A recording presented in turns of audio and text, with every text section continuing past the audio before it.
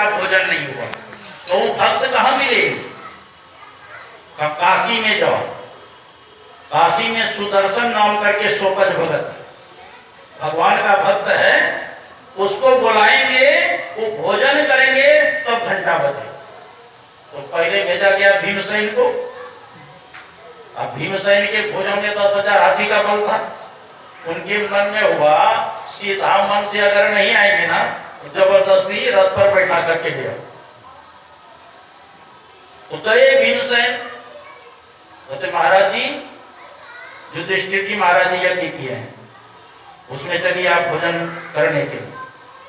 सोपत जी कहते हैं कि देखो बाद में बात करेंगे, थोड़ा सा सुमरणी है ना उसको लाओ, पहले भजन कर लूंगा तब तुमसे बात कर।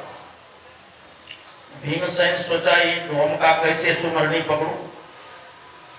पहले एक अंगुली लगाया, नहीं उठा, एक हाथ लगाया, टसमस नहीं हुआ, दोनों हाथ लगाया, फिर भी टसमस नहीं हुआ। कहते महाराज हमसे नहीं होगा, अपने से। सोपत जी महाराज अपने से माला लेकर के भजन की, तब पूछने कैसे आना हुआ। तो आप चले, युधिष्ठिर जी महाराज यज्ञ कर रहे हैं, उस यज्ञ में आपको जाना है, भोजन करना। सोपत जी महाराज कहते देखो जी मैं राजा का अन्न नहीं खाता हूं, क्योंकि प्रजा का टैक्स लेकर के कर लेकर जमा धन करते हैं, और वो अन्न खाऊंगा मेरा खून दूषित हो जाएगा, फिर भजन नहीं बनेगा, क्योंकि जैसा खाए अन्न वैसा होए मन। भीमसेन को तो बुरा लगा, लेकिन करेगा क्या? जिसका मला नहीं उठा पाया महाराज जी को कैसे उठाएगा। भीमसेन लौट के चले, कहा देखिए सोपत जी महाराज आना नहीं चाहते, कहते राजा का अन्न नहीं खाता हूं, दूषित होता है। भगवान कृष्ण ने कहा किसी भाई को मत दे, आप स्वयं जाइए युधिष्ठिर जी महाराज, क्योंकि मद तो बहुत भांति का ताहि न जाने कोई, तन मद मन मद जाति मद माया मद गुण मद, इतना मद को रद्द करे तब पावे अनहद। अहंकार से कोई संत को नहीं ला सकते। युधिष्ठिर जी महाराज गए, रथ पर बैठकर और प्रणाम किए, महाराज जी चलिए मेरे यज्ञ में भोजन करने के लिए स्वीकृति की। कहा देखो मैं राजा का अन्न नहीं खाता। और युधिष्ठिर जी महाराज बड़े विनम्र थे, कहते महाराज अवश्य ही राजा का अन्न दूषित होते हैं, लेकिन आप जैसे संत महात्मा नहीं जाएंगे तो पवित्र कौन करेंगे। उसकी विनम्रता को सुन करके सोपत जी महाराज जाने के लिए तैयार हो गए और युधिष्ठिर जी महाराज के साथ में गए इंद्रप्रस्थ। वहां पहुंचे तो वहां पर द्रौपदी 56 प्रकार का व्यंजन बना। 56 प्रकार का व्यंजन खाए हैं लोग? नहीं खाए। मैं गया था सुंदरबन, जम्मू में पड़ता है। एक स्वात्मानंद जी महाराज थे, वो अपने गुरु जी के भंडारा में 56 प्रकार का व्यंजन बनाया। तो मैं वहां पर भोजन किया था, तो वहां पर भी गए, आसन पर बैठ गए और 56 प्रकार के व्यंजन ला करके देती है द्रौपदी। तो एक एक महाराज जी अलग अलग स्वाद नहीं लेते हैं, है ना, कि दही बड़ा का अलग होगा, करेला का भुजिया अलग लगेगा, भिंडी का अलग लगेगा। सबको जितना लेना था अपने बर्तन में लेकर के सबको मिला दी, घड़ी घंटा बना दी, जैसे खिचड़ी बनाते हैं। और जैसे एक ग्रास भोजन करते हैं उसे टनासुर घंटा बने। अब खुशी छा गई और इतने में द्रौपदी दौड़ करके आती है, तो देखती है कि सब भोजन को मिला दिया, खिचड़ी बना। तो द्रौपदी के मन में होती है, खुशी नहीं बोलती है, आखिर जाति का डोम है, इसको क्या स्वाद लगेगा, बंदर जने आदि का स्वाद। अलग अलग खाते महाराज जी को स्वाद लगता है। जैसे उसके मन में हुआ विचार, वैसे सोपत जी महाराज भोजन करना छोड़ दिए। युधिष्ठिर महाराज कहते हैं भोजन किया जाए। कहते को अब भक्त का भोजन हो गया, अब जो भोजन होगा वो डोम का भोजन। महाराज ऐसा क्यों कहते हैं? आपने एक गिलास जैसे भोजन किए उसे घंटा बज गया, भोजन किया जाए। अब पूछो द्रौपदी को।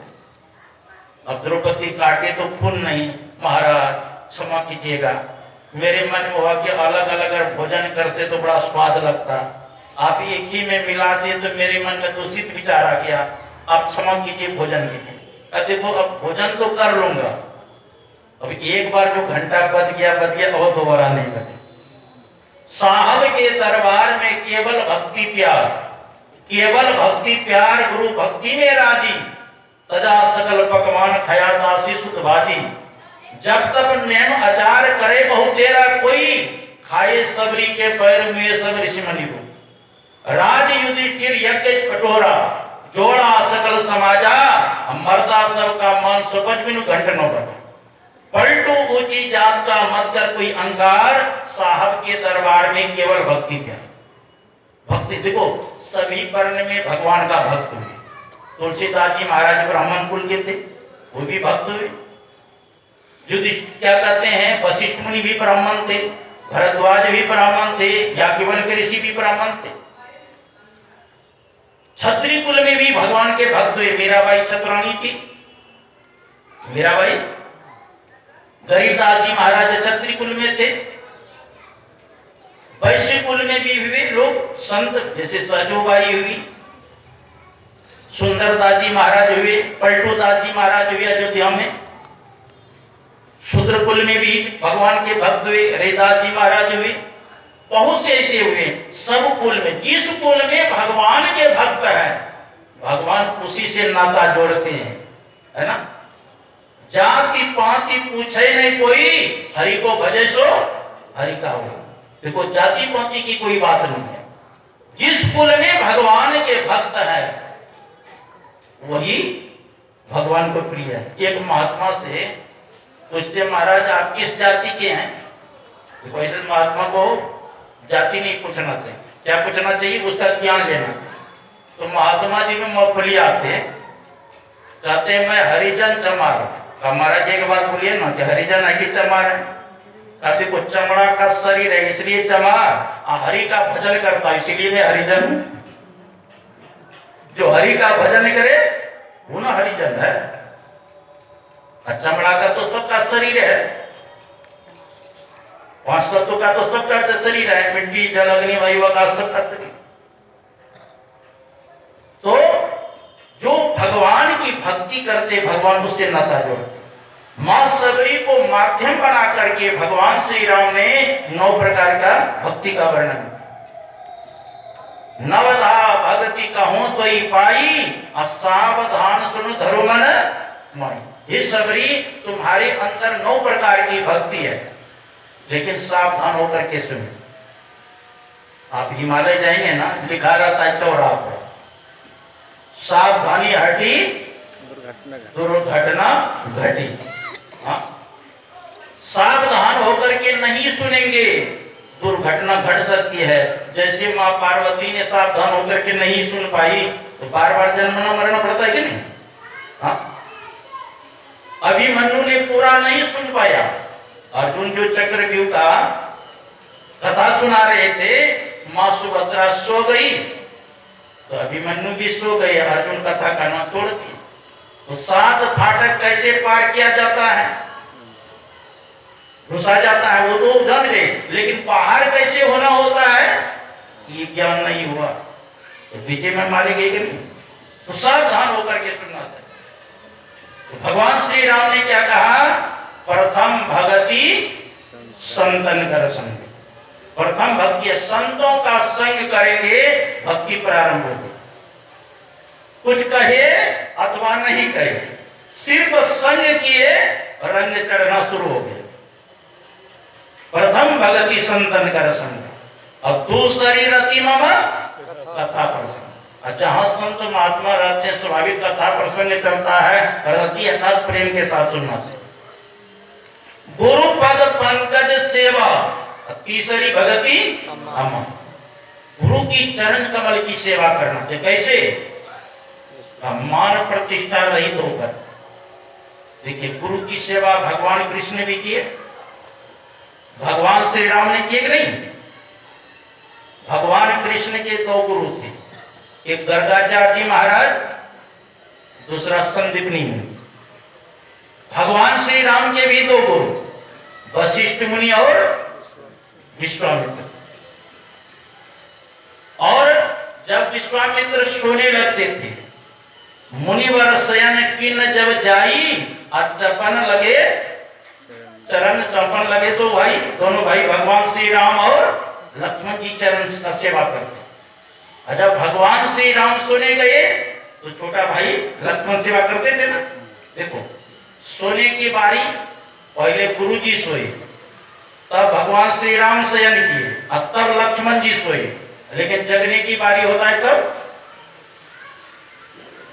मुर्गे के आवाज को सुन करके पहले लक्ष्मण जी जगे, तब भगवान श्री राम जगे, अब तब गुरु जी जगे। लेकिन कलयुग में उल्टा है, पहले गुरु जी जगते तब श्री राम जगते, है ना। तो पहले ऐसा नियम था। तो गुरु की सेवा करना चाहिए। और इसे देखो, गुरु कितने प्रकार के होते हैं पता है? कितने प्रकार का गुरु? देखो, शास्त्र ने दिया है, कबीर साहब के वाणी है, 7 गुरु की चर्चा की। प्रथम गुरु है माता पिता। रज बीरज की सुई दाता, रज बीर से ये शरीर का निर्माण होता है, इसलिए माता पिता हमारे गुरु है। इसलिए माता पिता की भी सेवा करना चाहिए। जन्म हेतु ही पितरो पूजनीयो प्रयत्नतः, गुरु विशेष तो पूज्यो धर्म धर्म प्रदर्शक। हमारा जन्म का कारण माता पिता है, इसलिए प्रयत्न पूर्वक माता पिता की सेवा करना। मैंने पढ़ा अपने वैदिक धर्म में 33 करोड़ देवता है, अब 33 करोड़ तीर्थ है। सर्व तीर्थमयी माता, सर्वदेवमया पिता, मातरम पितरम तस्मात् सर्व यत्नेन पूजिए। कोई 33 करोड़ जाके तीर्थ में अलग अलग पूजा कर पाएंगे? मान लिया जाए समय निकाल के कर भी दे, असंभव बात संभव हो जाए, उसका पुण्य एक तरफ रखो तराजू का। अब कोई माँ की सेवा करके माँ को प्रसन्न कर ले, उनका पुण्य दूसरे पर तराजू पर रखो। कहते दोनों को नापेंगे तो बराबर है। तो 33 करोड़ तीर्थ में जाके पूजा करना आसान है कि माँ की सेवा करना आसान है? माँ की सेवा और पुण्य बराबर मिलेगा। कोई 33 करोड़ देवता का अलग अलग पूजा करे, उसे कर नहीं सकेंगे। लेकिन चलो असंभव वाली बात संभव हो जाए, उसका पुण्य एक तरफ रखो तराजू के पल्ले। और कोई पिता की सेवा करके वो प्रसन्न कर ले पिता को, उनका पुण्य दूसरी तरफ रखे, तो कहते दोनों को तोलेंगे बराबर होगा। तो 33 करोड़ देवता का पूजा करना आसान है कि पिता की सेवा करना आसान है? अब पुण्य बराबर ही मिलेगा। इसलिए माता पिता की सेवा करना। जो माता पिता की सेवा नहीं करते हैं, उनकी आज्ञा का पालन नहीं करते हैं, का वो पुत्र कहलाने लायक नहीं, वो पेशाब का कीड़ा के समान। राजा ययाति से उनके पुत्र पुरुने का। इसलिए माता पिता की सेवा करना चाहिए। मैं जब ऋषिकेश में था, गंगा किनारे, राजस्थान के एक उनके पिता आए थे, उनका पुत्र भी। तो पुत्र कहते हैं हमारे पिताजी ऋषिकेश में रहे या हरिद्वार में रहे या घर में रहे, मैं सब जगह सेवा करने के लिए मैं तैयार।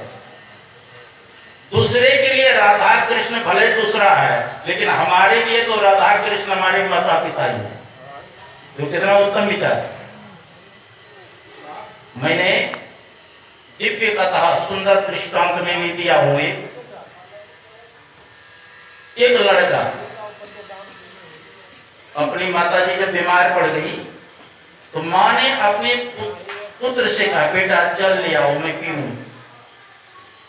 लड़का गया जल लेने के लिए, जल लेकर के लोटा में आए, बीमार थी ना उसकी माँ, उसको अच्छी नींद आ गई, सो गई। लड़का जो है हाथ में लेकर के लोटा रात भर खड़े रह गए सिरों के पास। जब प्रातः काल उसकी माँ की आंखें खुली तो बेटा तू रात भर खड़ा रह गया जल लेकर। लड़का कहते माँ मैं तो एक रात तुम्हारे लिए खड़ा रहा, तुम मेरे लिए कितनी रात जगी, कितनी बार मैंने पेशाब पैखाना किया, रात में जगा जगा करके रोया। तो एक दिन रह गया तो क्या हो, देखो कितना उत्तम पुत्र का विचार। श्रवण कुमार अपने माता पिता को वहीं पर लेकर के जाते थे तीर्थाटन करने के लिए, जाते थे ना? हाँ, जैसे दूध नहीं ले जाते हैं पंगी पर, वैसे एक तरफ माता को बिठाते थे, एक तरफ पिता को, सारे तीर्थ करते। तो माता पिता की सेवा करना चाहिए। प्रथम गुरु है माता पिता, रज की सुविधा। दूसरा गुरु है मन की धाई, गृहवास की बंदी छोड़ा। दूसरा गुरु कौन है? दूसरा गुरु है मन की धाई। मन की धाई का मतलब क्या हो?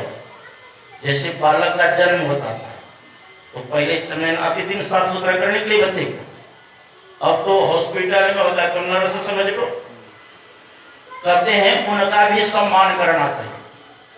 नहीं तो बचपन में नाभि इधर उधर काट देता तो राम सब हो जाते कि नहीं? हाँ, तो कहा वो भी गुरु है आपका, उनका भी आदर करो। दूसरा गुरु है मन की धाई, गृहवास की बंदी छोड़ा। अब तीसरा गुरु जिन धरिया नाम ले ले नाम पुकारेगा। जैसे बालक का जन्म होता है तो नामकरण संस्कार करने पंडित जी आते कि नहीं? आपका नाम सुरेश, दिनेश, गणेश, महेश रखते हैं, गीता, मीरा, सहजो रखते हैं, उसी के नाम से पुकारे जाते हैं। का वो भी गुरु है, उसका भी सम्मान करो, आदर करो। तीसरा गुरु जिन धरिया नाम ले ले नाम पुकारेगा। और चौथे गुरु जिन वैष्णव के नाम राम नाम का सुमरन देना। छठा गुरु क्या है? नहीं, चौथे गुरु जिन शिक्षा देना, जगत व्यवहार सब तत्व। चौथा गुरु है शिक्षा देना। जैसे स्कूल गए, एडमिशन कराए, नागरिक लिपि सिखाया गया, वर्ण अक्षर का ज्ञान दिया गया, आपको स्वर व्यंजन का ज्ञान देते हैं, भारत का कौन राष्ट्रपति है, प्रधानमंत्री है, कहाँ सोना का खाना है, कहाँ अबरक का खाना, सारा ज्ञान होता है कि नहीं? तो का गुरु का भी आदर करना चाहिए, सम्मान करना चाहिए। अब पंचम गुरु जी ने वैष्णव के राम नाम का सुमरन देना। पंचम गुरु कौन है? वैष्णव किसको कहते हैं? सागर किसको कहते हैं?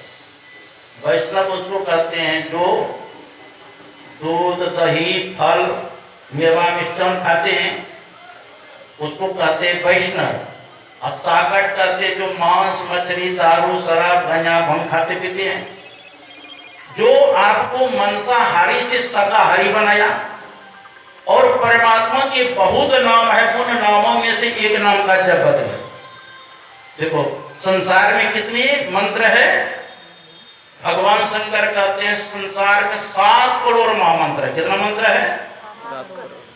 सप्त कोटि महामंत्राचित विभ्रंशकार का एक वो महामंत्रो गुरु रत्नाक्षर।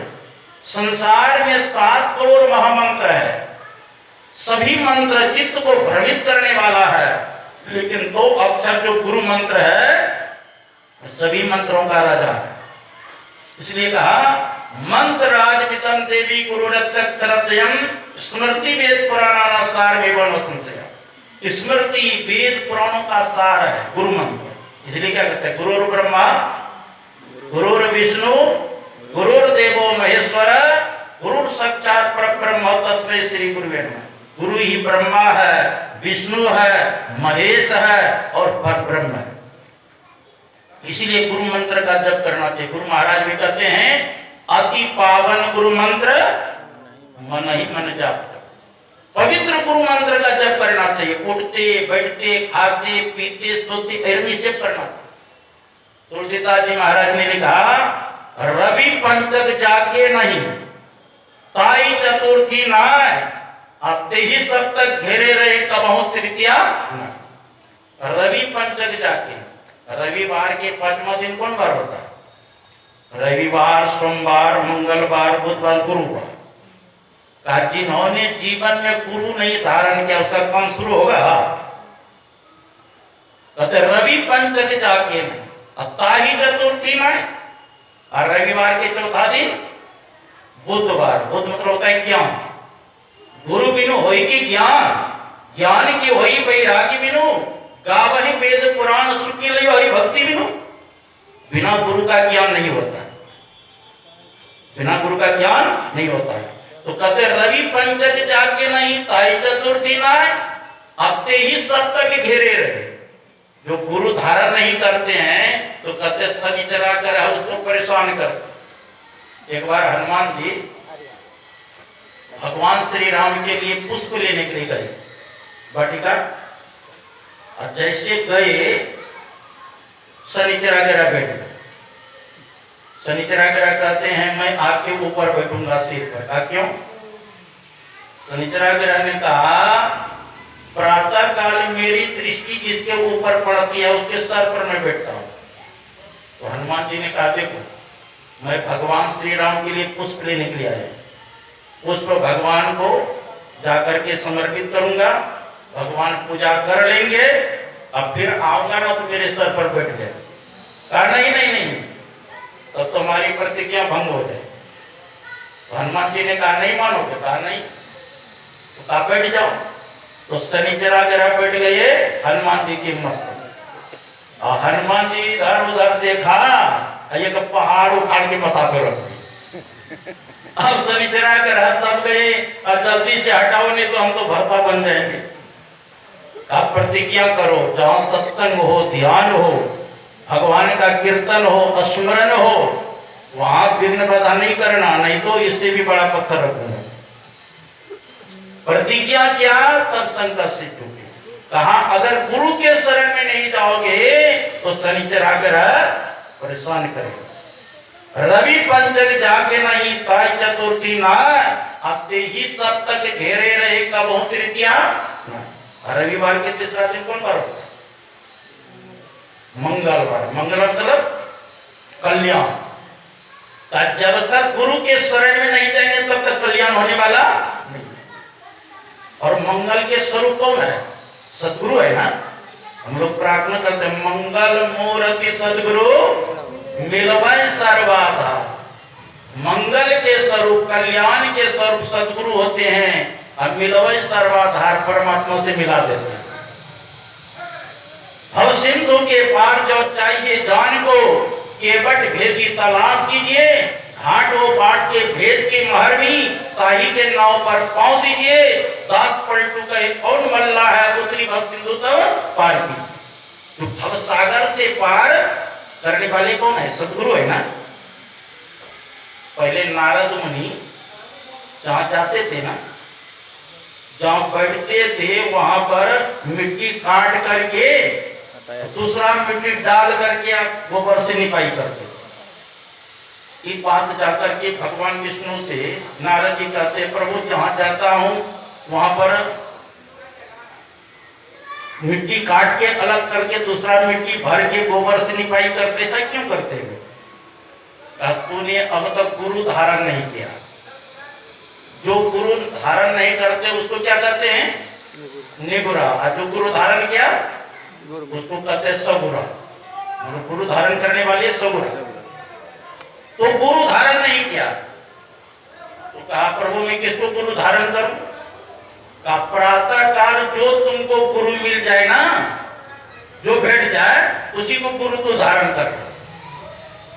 तो प्रातः काल जब नारद जी निकले घर से, एक मछली मारने वाले क्या कहते हैं? मछुआ। मछुआ कहते हैं, धीवर भी कहते हैं, मल्ला तो नाव चलाने वाले। तो वो धीवर बैठ गए तो कहते हैं आपको मैं गुरु धारण करूंगा। ठीक है। तो चेला बना लिए मछुआ किसको? नारद जी को। और फिर गए भगवान विष्णु के पास। विष्णु भगवान कहते गुरु धारण किया। हाँ गुरु तो धारण किया लेकिन मछुआ को गुरु धारण करना पड़ा। और ये गुरु को तो मछुआ कहा जाओ अब तुमको 84 में जाना पड़ेगा। कहा प्रभु कैसे छुटकारा होगा? कहा हम नहीं बताएंगे, वो गुरु ही बताएंगे, जाओ गुरु के शरण। तो नारद जी आए प्रातः काल, वही धीवर बेटे मछली मारने वाले कहते हैं ऐसे ऐसे प्रभु ने हमको श्राप दे दिया। हमसे पूछा कि गुरु धारण किया? कहा मैंने गुरु धारण तो किया लेकिन मछुआ को कर लिया, इसीलिए भगवान ने श्राप दे दिया कि 84 लाख में जाना पड़ेगा। तो कैसे उद्धार होगा गुरु जी? देखो घबराओ नहीं, भगवान से जाके कहना कि प्रभु आपने तो श्राप दे दिया, अब तो हमको 84 लाख में जाना पड़े। लेकिन कैसे कैसे 84 में जाना है हमको थोड़ा नक्शा बना दीजिए। जब भगवान नक्शा बना दे और उसी नक्शा में तुम लोटपोट कर, जब पूछेगा ये क्या कर रहे हो नारद, तो कहना प्रभु वो भी 84 आप ही का बनाया हुआ, ये भी आप ही का 84 बना, इसी में मैं पार कर देता हूँ। हाँ ये तो बढ़िया उपाय है। तो नारद जी गए भगवान विष्णु के पास, कहा प्रभु आपने श्राप दे दिया कि अब आपको 84 में तो जाना ही पड़ेगा, तो 84 में कैसे कैसे हम भ्रमण करेंगे, थोड़ा नक्शा बना दीजिए।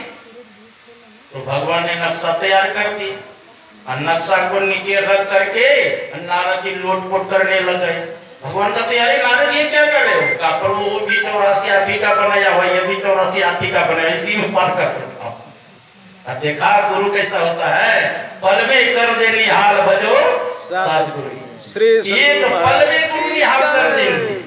इसीलिए कहा बिना गुरु की कृपा पाए नहीं जीवन उद्धार है।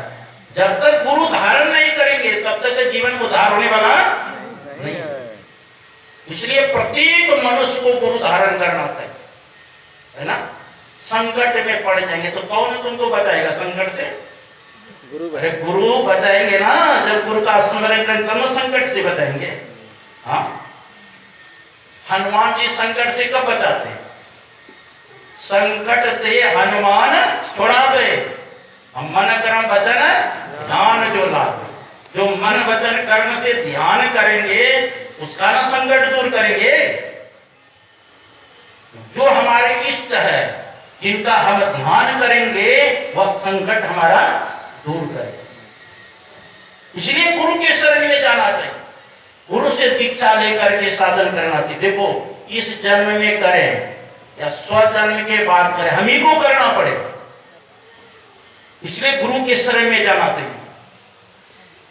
तो इसीलिए भगवान श्री राम कहते हैं दूसरी रति मम गुरु पद पंकज सेवा और तीसरी भगति हम। गुरु की सेवा करो, कपट त्याग करो। चौथी भगति मम गुण गानो करे कपट तजी। चौथी भक्ति है मेरे तो गुणगान करो लेकिन कपट छोड़ करके, क्योंकि भगवान श्री राम ने कहा निर्मल मन जन सो मोहि पावा मोहि कपट छल छिद्र न पावा। जिसका अंतःकरण निर्मल है पवित्र है वही हमको प्राप्त कर सकते हैं, जिसके अंदर में छल कपट है वो हमको नहीं प्राप्त। तुलसी साहब ने कहा दिल का हुजरा साफ कर जाना को आने के लिए ध्यान गैरों का उठा उसको बैठाने के। अपने इष्ट को अगर बैठाना चाहते हैं हृदय रूपी कोठरी को पवित्र करना।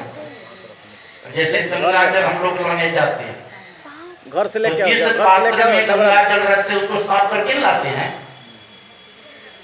उसी प्रकार परमात्मा को अपने हृदय में बैठाना चाहते हैं तो अब हृदय रूपी कोठरी को भी पवित्र करना पड़ेगा।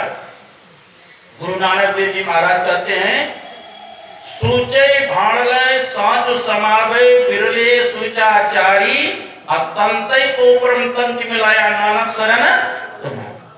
जैसे पवित्र बर्तन में ही पवित्र वस्तु रखते हैं उसी प्रकार अपने इष्ट को हृदय बैठाना चाहते हैं तो अपने हृदय को पवित्र करना पड़ेगा।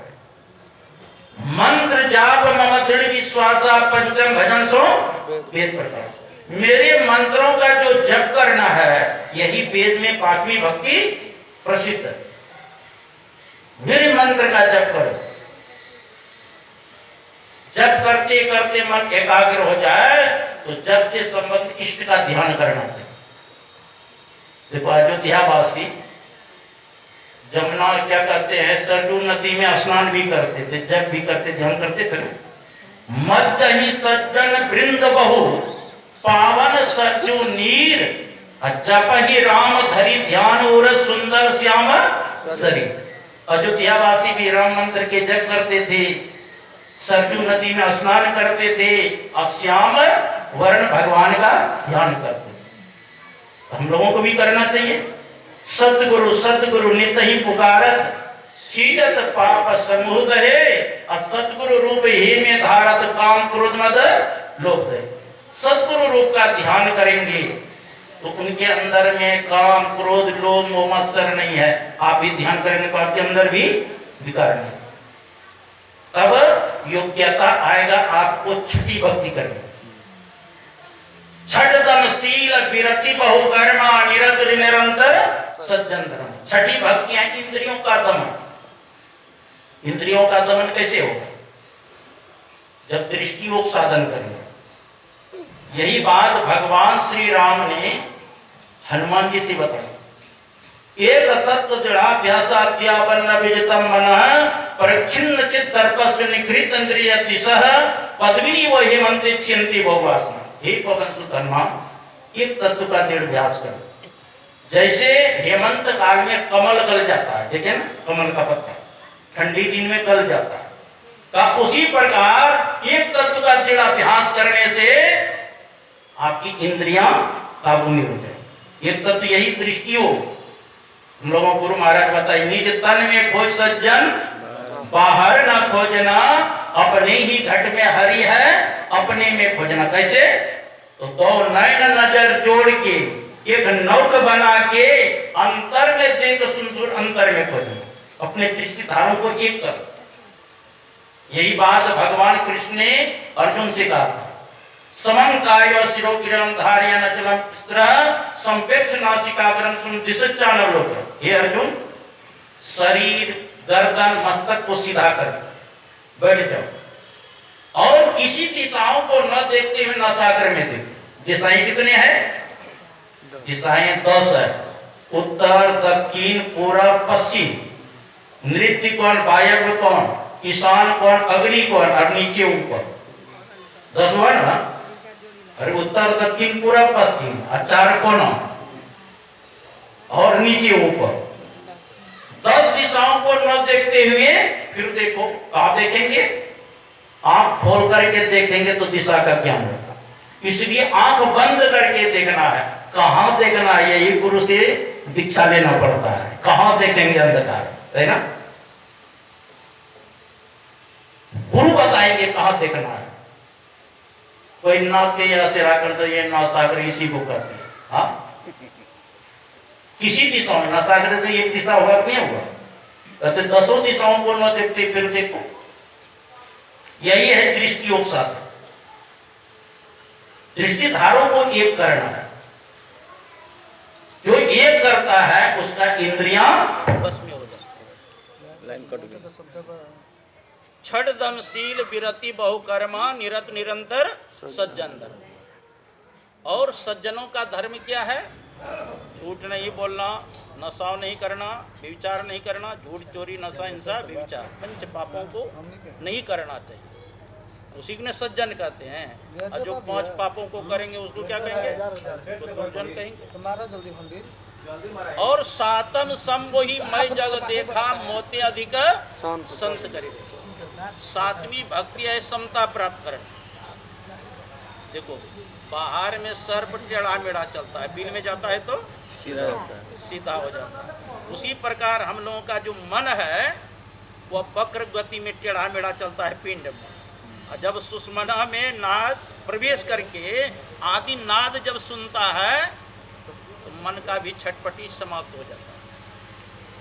मन का, देखो जंगल में हाथी रहता है ना, मदांध हाथी विचरण करता है और हाथी के ऊपर रहता है पिलवान।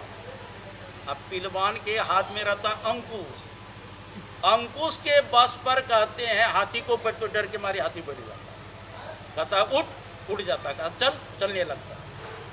जैसे अंकुश के बस में कर लेता हाथी को, उसी प्रकार जो अंतर का नाद सुनता है उनका भी मन बस में हो जाता है।